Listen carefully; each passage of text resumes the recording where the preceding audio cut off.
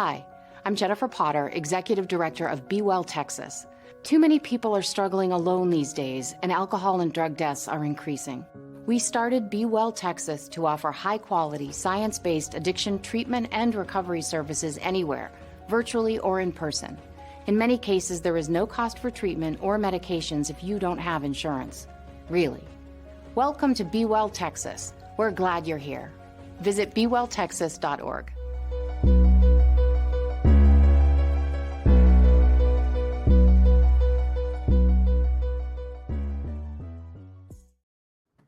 Oh, welcome to the Gambling Gauchos. I'm Rob Bro. He's Money Mainville.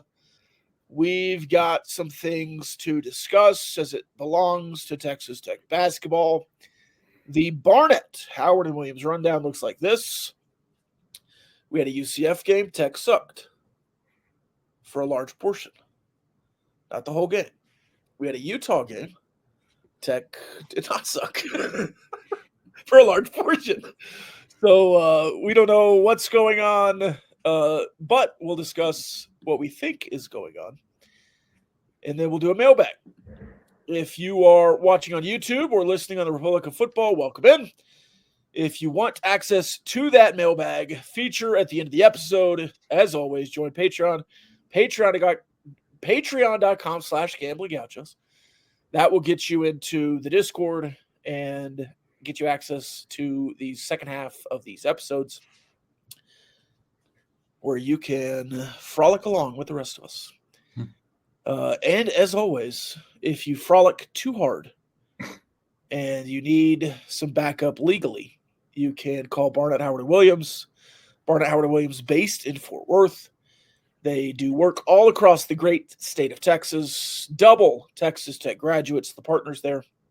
Just wonderful, wonderful people. They've been with us since the beginning. I am very grateful to Barnett, Howard, and Williams. I still have some Barnett, Howard, Williams footballs we need to give away. They sponsored our Houston tailgate that we did alongside Regino Barbecue and Cardinals early in our tenure. And they printed some footballs graciously, and we gave away a bunch then. But we have some more. If you want a football, I will give you one. They're about yay big. And if you're just listening, yay big is, I don't know, a finger heart size. So if you want a football, just reach out. We'll give you a football from Barnett, Howard, and Williams. You can also get dynamic legal defense, catastrophic injury, family law, Title IX, whatever you need. They are there for you. They don't necessarily want you to call them, but if you call them, they will answer the call. Money, how you doing, man?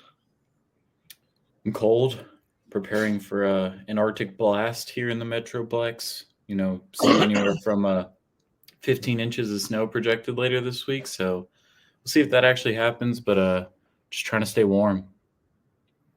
Man, they're getting blasted in Kansas currently. Yeah. I don't think Lubbock is going to get any of that snow that I've seen, but I've not been paying attention really. When I travel, Money, I got a bone to pick with, let's see, Storm Radar, brought to you by the Weather Channel. When I travel at all, this app gets stuck in one of the cities I pass through. I was in Texarkana for 30 minutes maybe on the way home from Memphis, and I've been getting Texarkana weather updates for a week. It's been a week and 3 days or whatever. It's ridiculous. And it happens nearly every time. And I'll go into the app and be like, hey, I'm in Lubbock. Let's refresh here. And just takes 2 weeks. And then it'll be like, all right, you're back in Lubbock. We see. So Texarkana today, let me see, was getting some kind of weather alert. Hopefully they'll give me some Lubbock weather alerts. Low of 19 tonight in the Hub City. So there's that. It's January, and we are deep into Big 12 play. I labeled the episode Texas Tech Basketball Tale of Two Games, and not only is that a literary reference, Money, it is a depiction of how they played. Back to that UCF game in the midweek. Down 6 or 7 at halftime. You blink, down 18, 10 minutes to go in the game. You blink again, and you're down 1 with about 2 minutes left. And they shoot a couple free throws. There's an errant 3 from Chance McMillan, which I thought was what they were trying to do. Mm-hmm. It didn't quite develop how they wanted to. Yeah. He took the shot anyways, which I was a little surprised he took the shot anyways. Well, I'm really not. I mean, that's the guy you wanted shooting right now from there, in my opinion. And then they shot a couple more free throws. I think they ended up winning by 4. 87-83, was it? Yeah. So you didn't cover. I thought the line was outrageous at 13. Yeah. I did not think you'd win by that much, but I did think Texas Tech would beat UCF. And to me, after that game, it was like, well, you lost a home game that you expected to win. So now you have to go win a game you don't expect to win somewhere else, whether that's at home against maybe Kansas later in the season or on the road at, I don't know, Arizona or when you go to Houston, something like that. I think you need to get one back. But you go to Utah, and I think you expect to win that game, and you do, but I did not expect to win by nearly 20. So I guess if you want to go game by game, if you want to give the week as a whole, after the UCF game, Grant McCasland basically answered every question the same. And I'll paraphrase, piss poor effort defensively and mostly offensively. He just was upset with the effort of the team.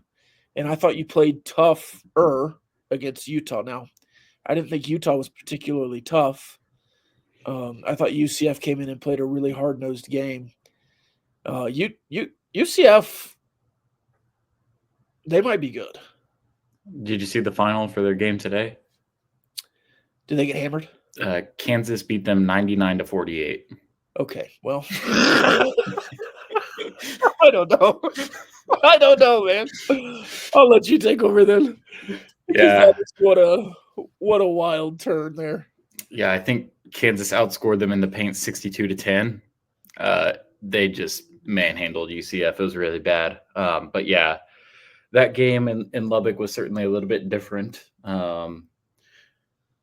Look, this Texas Tech team is an offensive forward team. It's who they are. If you're not used to it by now, get used to it. I think for a long time we've been accustomed to seeing the identity of Texas Tech basketball teams be on the defensive end of the floor. I think last year was certainly a change. It was not a staunch offensive team, I thought, but they were certainly better offensively than they were defensively. This year, I think it is very obvious to anybody and everybody watching that this is I would say, a very good offensive team. I think the numbers back that up. You're 10th right now in the country in adjusted offensive efficiency. You have the best effective field goal percentage in the country. You're top 10 in three-point percentage. That's your DNA. Your defense is a work in progress. It was certainly better against Utah. But again, how good is that Utah team really? I don't know. In fact, I think they're pretty bad, actually. I feel safe saying that. But in this UCF game, I think it was a warning sign of what can be a really, really dangerous situation against this team, which is that if Texas Tech is not making shots and they are not playing good perimeter defense and their opponent is making shots from deep, they're going to lose. They're going to lose. And the harsh reality of Big 12 play is a lot of teams are built and engineered to shoot the ball well. It's really no surprise. That's kind of the evolution of basketball over the past few years. And now in college basketball, it's become very obvious But in that UCF game, UCF shot 10 of 23 from deep. You shot 3 of 16. You're just not going to win hardly any games when you play like that. And so I think that was kind of the precursor for a lot of the issues in this game, was the fact that you were not making shots, and they were. Now, it's really interesting because Tech did not play terribly within the first 30 minutes of the game. They played worse than UCF. But what I really like about Ken Palm is that the box score is broken out into 4 10-minute periods as opposed to just 2 halves. And I think that tells a little bit of a better story than just looking at it as a whole. So the first 10 minutes, Tech loses 23-19. The second 10 heading into overtime, UCF outscores Tech 24-22. The first 10 minutes of that second half is where this game was lost, because UCF outscored Tech 24-12. They doubled them up. Tech obviously goes on an insane run in the last 10 minutes of that game, has a very real chance to win the game on their, I guess, second to last offensive possession, their last true offensive possession before it became a free throw match. And they outscored UCF 30-16. 30-16, nearly doubled them up and scored 30 of their 83 points in the last 10 minutes of the game. I thought everything was starting to click for this team. They looked more energized. They looked like they wanted to be there. They looked like they wanted to win the game. They had a lot of fight to them. That was promising. It just truly was too little too late. And there's a lot of coach speak, and I think it's very, very real. But you'll hear coaches talk about all the time winning the middle late. The last 4 minutes before halftime and the first 4 minutes coming out of the break. If you can really make some halftime adjustments and you can win those first 4 minutes coming out of the half, you're going to be in a good position to win the game. I just don't think the adjustments happened in time for Tech to really turn it around. And so playing your worst basketball those 10 minutes after halftime ended up being really, really costly. Because I think if you could start to get in a rhythm a little bit earlier than you did, you would have had a legit shot to win. Maybe not comfortably. I still think it probably would have come down to free throws at the end of the game. But the way this team has shot from the charity stripe, I think you feel good about your chances. But, I mean, Darion Williams got in a really good rhythm down the stretch. But, again, the first 30 minutes of the game, he did not look great. It just was not a great game for him. I thought you needed a little bit more from him early in that contest. UCF just had 2 guys that were playing better than him, and Keyshawn Hall and Darius Johnson. And that's kind of what I said on the show leading up to this game was, I think the spread is ridiculous. I don't think there's any way Tech should be this high of a favorite, even on home court. It's probably going to come down to individual performances. And in that game, UCF trumped you because, I mean, Keyshawn Hall didn't miss a shot until late in that second half. Darius Johnson was complimenting him really well. Their big man, he was making threes and playing really well down low. And so I think they just kind of bested you with their individual performers. And then, of course, I think the 3-point shooting was what put the nail in the coffin. Yeah, when they have a guy that starts 9 for 9 or whatever it was, it's just hard to overcome that. I think this is a Snow comment, but Skeletal Grunt says about to get blasted in Virginia tonight. Which, all-time name, by the way. It's not his name in the Discord, but it is his name in the Discord, but his nickname is different. Anyways, I think that's a Snow comment. Yes, he says it's a Snow comment. I do think that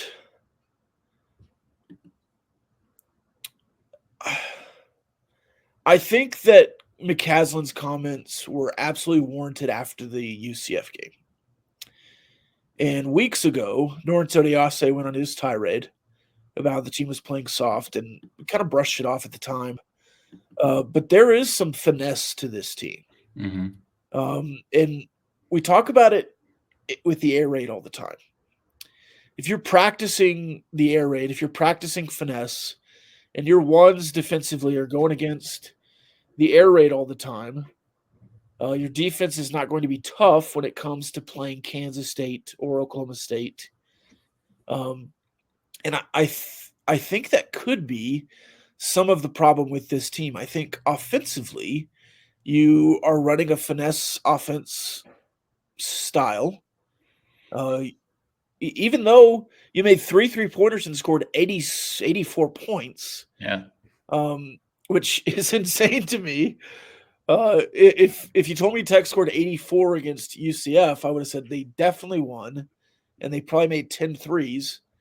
But they were getting buckets. It just, like you said, it was too little too late, and they just – it's not that they couldn't stop UCF. They just weren't stopping them. There was a closeout in the corner in front of UCF's bench in the second half where Darian Williams had 5 fingers in the dude's face. He could have picked his nose, but it just wasn't aggressive. And the guy drained the shot in his face. It was a practice 3 with a hand in his face because it just looked like a GA standing over there with the tube or whatever they use, the pool noodle. So there wasn't a lot of aggressiveness defensively. And I wonder if a little bit of that is just how they practice. If they practice offensively to get a bunch of threes, to get open outside, to get it down to Toppin, to get the oop look for Federico, to get the floater from Hawkins. I mean, there's just not a lot of toughness offensively right now. And I wonder if that's a little bit of why they don't defend some things well defensively. I don't know if that's true, but it just seems like something we've talked about in football for a lot of years that we really haven't discussed in basketball because you've run such a plodding, tough offensive style to match your defensive style in the last 10 years with the motion offense. So I don't know. Maybe that could be some of it. McCaslin also said a couple of times in the postgame after the UCF contest. Sorry, game. Somebody in the Discord doesn't like us using contest. This is it's highfalutin. After the game, that he was, again paraphrasing, but coaching poorly. Mm-hmm. That there was some bad coaching going on, and I think that could be some of it too. I think the practice maybe a little lax, and that moves into the game as well. So I would anticipate a more prepared team. We saw a more prepared team against Utah. I would expect a more intense showing at home the next couple of times. I think that was the most frustrating thing, was that not only you lost to UCF like that by getting down by 18 and not coming all the way back, but you did it at home. I think if that's a road game, you just kind of chalk it up as, hey, Big 12 road contests are hard games. But at home, I thought that was like doubly frustrating. Yeah, and I will say it's hard to be in one gear on one end of the floor and not have the same energy on the other end. So if you're running a tough, hard-nosed, aggressive, gas on the pedal defense like we saw from past administrations, that typically reciprocates itself on the offensive end. You might play a little bit sloppier on that end of the floor just because you're exerting so much energy. But there's certainly that DNA and that identity that carries itself through. If you're running an offense that is designed to get shooters open, generate quality shots, play with pace, which Tech is doing on the offensive end, and it's not so much bruiser mentality, my guy against your guy, best man wins, it's going to be hard to kind of carry that energy and find a renowned sense of urgency on the defensive end. And I do think that's part of it. I will leave the questioning of efforts up to the coaches. But I do think that, at times closeouts have looked lazy on defense and you haven't had a sense of urgency. And you kind of start to feel that. I think this UCF game was a great example of, okay, once UCF had already established a decent lead and they were making everything from beyond the perimeter, Tech started to play with some more urgency on the defensive end. I also think you saw this in the St. Joe's game, But at that point, your opponent's already in rhythm, and it's really hard to get them out of a rhythm. I mean, basketball, I know I'm going to get just blasted for using this term, but I mean, basketball is a game of momentum. It's a game of runs. And there is a real thing about shooters getting in a groove and seeing the ball go in the basket and what that can do for you mentally. And so by the time in the second half where I thought Tech was doing a better job at closeouts and was starting to play some good defense and getting in guys' faces, UCF was still making difficult shots. But they had the whole entire game up to that to really get into a good offensive rhythm, make good shots, and start to feel themselves offensively. So I do think you have a point there. I think the other big takeaway that I have from the UCF game, and maybe it isn't a big takeaway as much as it is just a bone to pick, is I did not like the last shot. I personally would have used a timeout there. I understand the action Tech was trying to run. It was a rub screen at the top. Chance McMillan goes right off of the screen and hopefully has a look because the defender is either chasing him from the side or they have to go under the screen, which gives him space. And that's the best shooter in the Big 12 right now and one of the best shooters in the country. If he gets any space whatsoever, you feel really good about your chances. The problem is UCF sniffed that play out from a mile away. And instead of being open, he actually ended up defended by two defenders. And so at that point, what you like to see, and this is really, really hard, and hindsight makes it really easy to be nitpicky about this, you catch that ball coming off the screen, you see you have two guys right in front of your face, you put the ball in your stomach and you call a timeout, and you draw up a play. Now, it's really hard once you know, okay, I hear my coach calling, this is my chance to hit the game-winning shot. I'm not even saying it's a thing about ego. It's just a mental state of it's time for me to go in for the kill. It's really, really hard to make that switch on the fly. And so, I mean, late game execution is always going to define close college basketball games. These are not professional basketball players. They still feel emotion and momentum at a degree that I don't think you always see in the NBA. And so to kind of have that where, you know, the shot's going up and you're like, that's not a good look, even for a guy who's one of the best shooters in the Big 12 and on this team, it's tough to kind of get out of that zone and get a better shot from that. So I personally would have used the timeout. I think they called the right action. I just don't think they got the look that they wanted. And ultimately, you end up losing that game in part. Not the sole reason for sure. You did plenty of things over those first 30 minutes to lose you this basketball game, but in part just because I think the raw emotion kind of got the best of you at the end of that game and you forced one. You just did. There's no other way about it. On the Utah game, do you think we learned more about the team against UCF than we did against Utah? Does that make sense? I would say so, yes.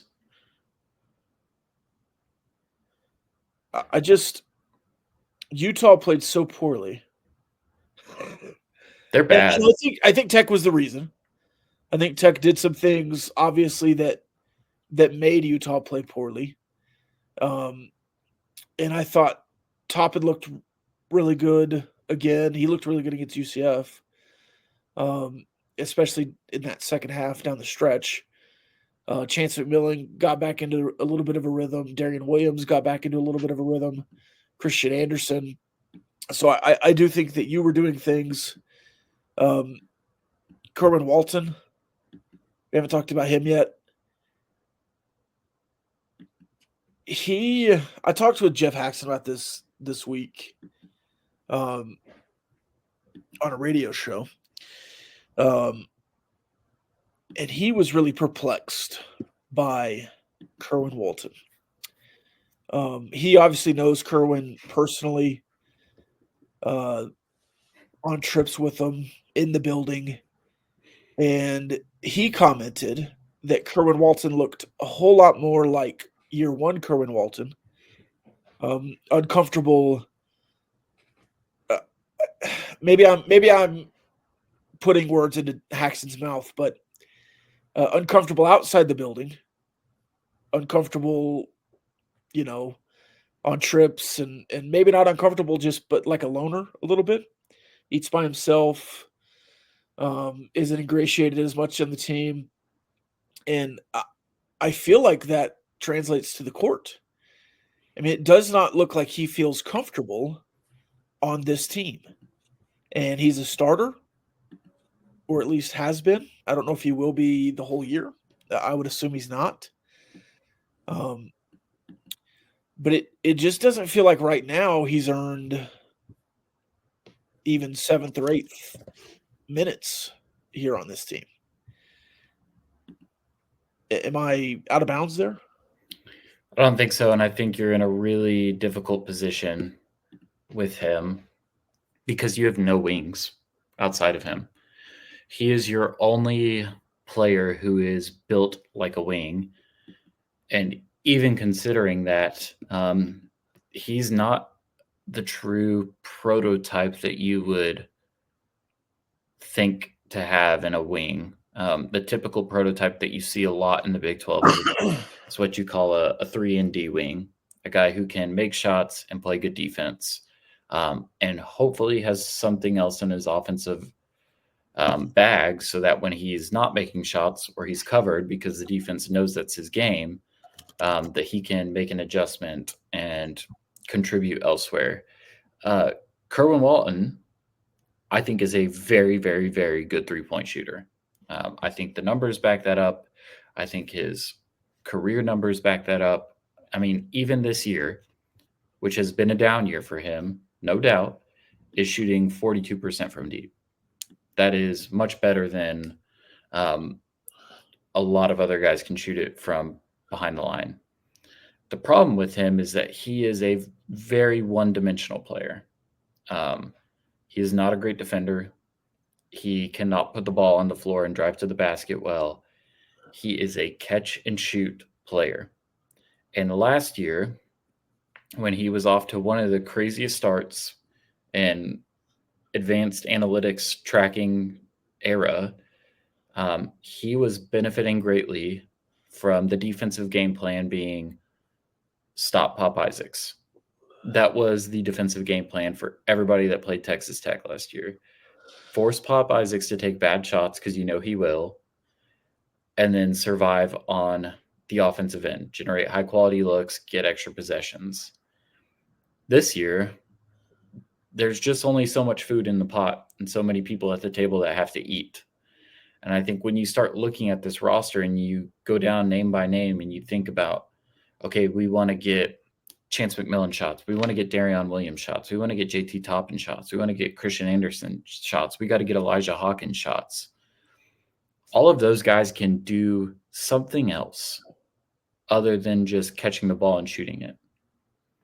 And so I think it's really difficult for him to find the space that he needs to be successful on the offensive end when there's just so much more connected team defense that he's facing, because it's not easy for the defense to just focus on one guy in particular with this team. You've really got to account for everybody. You've got to play connected as a team on defense, which Grant McCasland actually said that they hadn't to this point in the season. He was really happy with the fact that they did that in the Utah game. And so I think it's really going to be about him finding space and finding a way to contribute whenever he's not getting looks. If you look at the past two games, I mean, he played 11 minutes against Utah, blowout contest, was not close, and then 8 minutes against UCF. The only time he had played less than that at this point in the season was against Syracuse, where he played 5. And so I think it's a really difficult balance that I think the staff is trying to figure out right now is how do we not give up a massive size disadvantage, because Tech already is playing with one of the smallest lineups in college basketball because you're so guard heavy.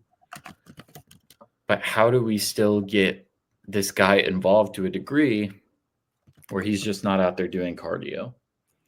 I'm not sure there's a clear answer right now. In fact, I would say the answer is probably you're just going to have to go small and play with him in a reduced role, which has already kind of been proven out to be the plan moving forward. So it's going to be interesting. Utah is a pretty big team. and you survived without him out there. You survived with JT Toppin getting in foul trouble early. Again, I don't think that Utah team is good at all. But maybe if you found some rotations in that game where you can feel confident about your offense and defense moving forward, then I think that's not going to bode well for his minutes going forward, just because this team just simply needs production from everybody on the floor. And putting him in the starting lineup and allowing him to go run around for 5 minutes and then not see the floor again, I just don't think is a long-term solution to playing high-level Big 12 basketball. No, and it just feels like a reward. A little veteran nod. Yeah. Yeah. Because he's not the fifth best player on the team. Yeah. And I know that sometimes, like, you're not playing Toppin and Federico together, so, you know, Federico might not start. Toppin is going to start. But if Toppin and Darian Williams are 1A, 1B, two best players on the team, Chance McMillan, I think, is 2. Federico, he's been awesome. Kevin Overton, yeah. Christian Anderson. I think Elijah Hawkins is up there. I don't know. Is Kerwin the 8th best player on the team right now? 9th? I think you have a lot of guys. Obviously, what he does well, but Chance McMillan does what he does better right now and does other things. Yeah, and you mentioned earlier that you don't really have another wing. Forgive my ignorance here, but is Kevin Overton not maybe the most likely to be the other wing? He's also 6'5". He's not as big. He's not as muscular, I guess, or as wide as Kerwin Walton. Is that a super senior versus a sophomore thing? Yeah, and I think that is an opportunity for Kevin Overton to get some more minutes, because you go back and you look at his tape from Drake, and he was primarily an off-the-ball player. He gets to Tech this summer, starts to look better with the ball in his hands, and I think that was kind of going to be the plan going forward, was to utilize him in some more offensive action. I think he was kind of trying to figure out his role in the early parts of the season. He's been a good player. There's no doubt about that. He hasn't been, all conference caliber, but he's played his role well. These past couple of games, it feels like he's kind of reverted to what he knew worked well in the past, and he's looked really good doing it. I mean, he's making tough threes. He's playing probably better defense than anybody on the team, at least on the perimeter. And so I think if he can continue to do that, I think they're listed at the same height. I would probably say Kerwin is actually an inch or two taller than him. But I think it's an opportunity for him, if he can continue to make shots and play good defense, that he's going to start earning some more of those minutes. And yeah, I mean, just the last note on Kerwin, I think if you look at box plus minus, not the best catch-all metric, none of them are, but everybody this year for Tech is a positive in box plus minus except for Kerwin Walton. The only real rotation player that you have that's close to him is Kevin Overton, who's at 1.7 box plus minus. Kerwin Walton's a negative 1.4 right now. So he's the only guy in the red.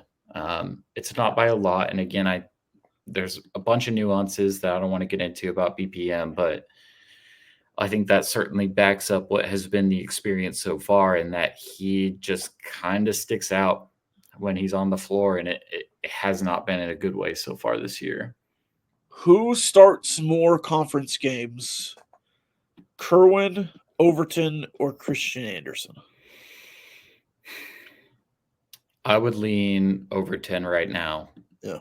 I think Anderson's got a good chance to place some. I think I'm really excited about Christian Anderson. Anybody who's listened to me talk about him on this podcast for the last 4 months knows that. His playmaking is still very much a work in progress. He is still very, very green. He is talented as all hell. He can shoot the ball like nobody's business.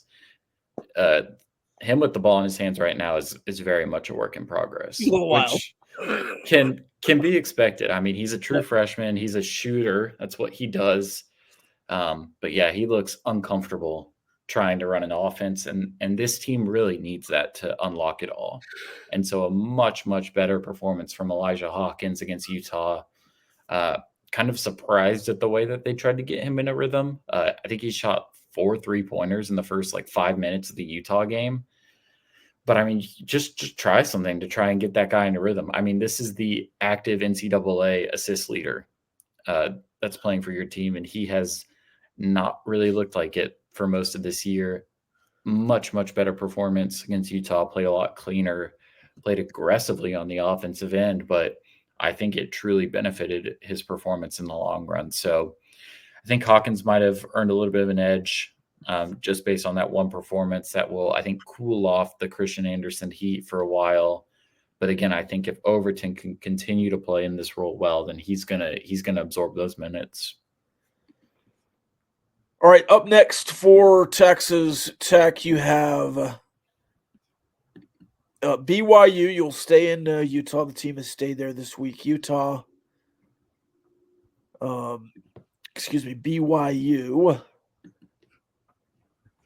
They're on Tuesday, and then Iowa State at home. Anything to look forward to in those two contests? The BYU game is going to be really, really fascinating to me. Ken Pom has you projected as a 1-point favorite in that game right now. T-Rank, I always like to look at these two. They don't always differ greatly, but T-Rank actually has you as a 1.5-point dog in this game right now. Really fascinated by this BYU team. I can't really get a good feel for them yet. They are not the 3-point shooting juggernaut that they were under Mark Pope, but still have that offensive chops. They've been playing really, really smart offensive basketball. I picked them to cover against Houston, and they ended up losing by, I think it was 31 points.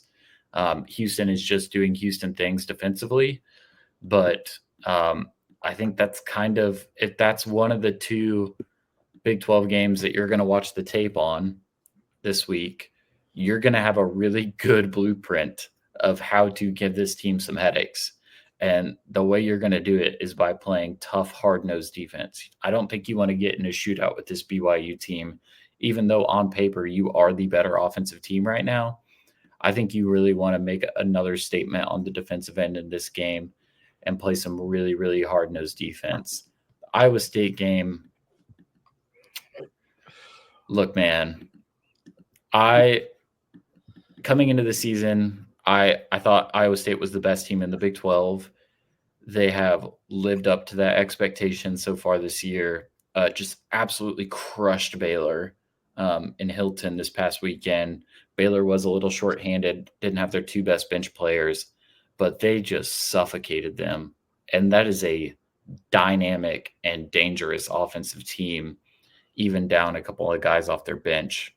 And so the models have this game really, really close right now. T-Rank only has you as a 0.2 point underdog. Ken Pom only a point underdog. I think that Iowa State team is more than good enough to win a national championship this year. And so I'm holding my breath when it comes to that game. I think we'll learn a lot about what can be expected, what kind of game can be expected based on how you play in Provo. That is the kind of game, the Iowa State game, that can get back that UCF loss. Because that is a not expected win. It would be a hell of a win. I mean, that's the number 3 team in the country right now. Not projecting or predicting, but I'm just saying that is the kind of win that kind of neutralizes some of your losses, certainly some of your non-con wins even. That will put the gold star that you don't have yet on your resume. And speaking of momentum, you somehow sneak out a win against the Cyclones. You play Kansas State on the road, Arizona at home, Cincinnati on the road, Oklahoma State at home, and then TCU at home before playing Houston. So if you can get some momentum in that Iowa State game. I think you should beat Kansas State. Arizona, I think, is a work in progress, but I think they're beatable. I think Cincinnati is a winnable game. Oklahoma State is a joke. And TCU is a definite win as well, or it should be a definite win as well. So if you can knock off Iowa State and get some juice flowing through you, I think you've got a really good chance to put that UCF game in the rearview mirror and start stringing together a couple of really, really good wins before you get into the teeth of your conference schedule. All right, that was the basketball conversation here on the Gamblin Gauchos podcast. We will wrap up the YouTube / Republic of Football feed episode here. Again, if you want to listen to the rest of this, we'll hit a mailbag. You can go to patreon.com / Gamblin Gauchos. And